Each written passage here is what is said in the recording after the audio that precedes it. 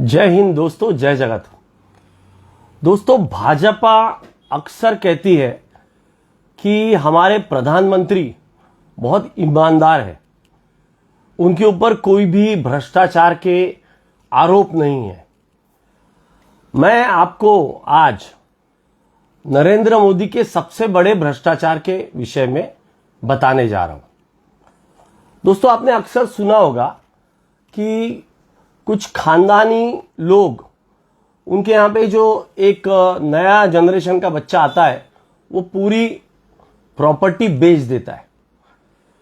उसे सबसे ज्यादा निकम्मा और नालायक व्यक्ति करार दिया जाता है, क्योंकि पीढ़ी दर पीढ़ी, बाप दादा और पीढ़ी दर पीढ़ी जिस परिवार के लोग अपने परिवार के लिए संपत्ति अर्जित करके उस परिवार में को मजबूत करते हैं, कोई एक ऐसा आता है जो ये कहता है कि मेरे बाप ने क्या किया, मेरे आजे ने क्या किया, और धीरे धीरे धीरे धीरे वो एक एक कर पूरी संपत्ति बेच देता है।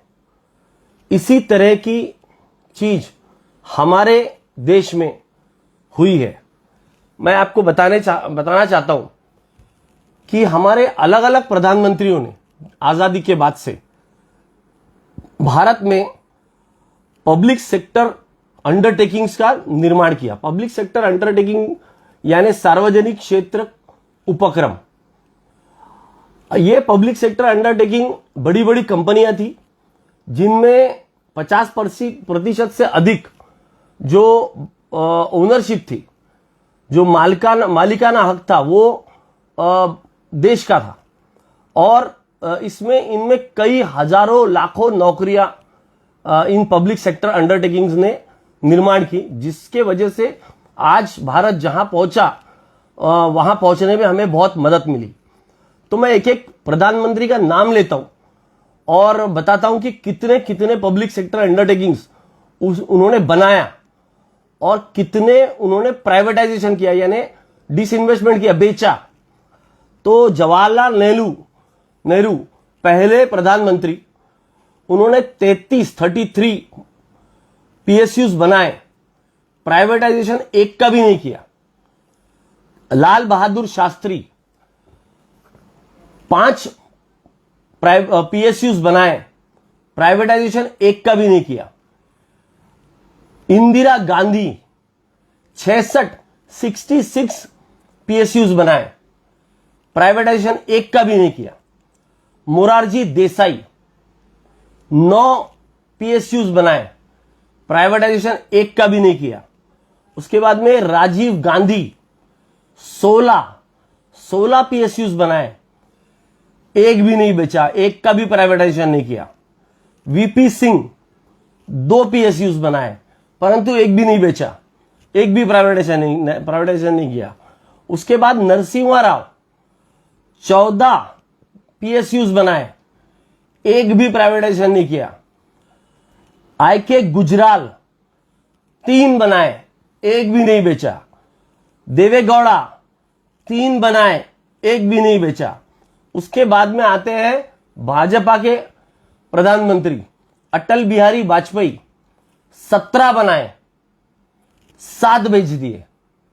17 बनाए, 7 पुराने पीएसयूज बेच दिए, तो कुल मिला के संख्या हो जाती है 10।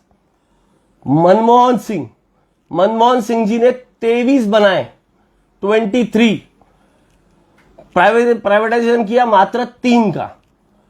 और अभी हम हमारे जो विश्व गुरु है, जिन्हें हम अभी थोड़े देर पहले संबोधित कर रहे थे, कि कोई एक ऐसा आता है जो बोलता है कि हमारे बाप दादाओं ने क्या किया जो मैंने किया। एक वो कहावत सुनी होगी आपने कि खेती बेच के जो लड़का बलेरो लेता है, वो बोलता है मेरे बाप ने जो नहीं किया वो मैंने किया। मेरे बाप गाड़ी नहीं ले पाया, पर मैं ले पाया। तो नरेंद्र मोदी ने एक भी पीएसयू नहीं बनाया, एक भी कंपनी नहीं बनाया, परंतु बेचा कितनी? 28। और पाइपलाइन में है। कुछ का कुछ का प्राइवेटाइजेशन कंप्लीट हो चुका है और कुछ का अभी प्रोसेस में है। कुल मिला के प्लान जो है वो करीबन 46 का है। तो आज जो बड़ी बड़ी हमारी नवरत्न कंपनियां PSUs, ये हमारे देश के पूर्व प्रधानमंत्रियों ने और सभी लोगों ने जो सरकार में थे उनकी मेहनत से बनी, जिनके भरोसे पे आज लाखों करोड़ों लोगों को नौकरियां मिल रही थी, सरकारी नौकरियां, क्योंकि ये सरकारी कंपनियां होती हैं, इसमें नौकरियां सरकारी मिलती है। जो सरकारी नौकरियां मिल रही थी, वो सरकारी नौकरियां देने वाली कंपनियों को धीरे धीरे बेचने वाला व्यक्ति है। और किसके लिए बेच रहा है? कोई आम आदमी के जेब में पैसा आया क्या? पैसा किसके पास में गया? पैसा इनके करीबी दोस्तों के पास में, उद्योगपति अडानी और अंबानी जो बिक रहे हैं, वो किसको बेचे जा रहे हैं? अडानी अंबानी और इनके करीबी और इंडस्ट्रियलिस्ट दोस्तों को। तो इससे बड़ा दोस्तों करप्शन कोई नहीं हो सकता। ये सबसे बड़ा करप्शन है। और ये जो करप्शन ये लोग कर रहे हैं, इसके ऊपर कोई एक्शन नहीं होता, क्योंकि सरकार इनकी सैया भय कोतवाल तो भय काय का। तो ऐसी वाली बात है कि धड़ल्ले से करप्शन किए जाओ और छाती ठोक के ये बोलो कि भाई हमारे प्रधानमंत्री तो बेदाग है, वो तो कोई करप्शन ही नहीं करते।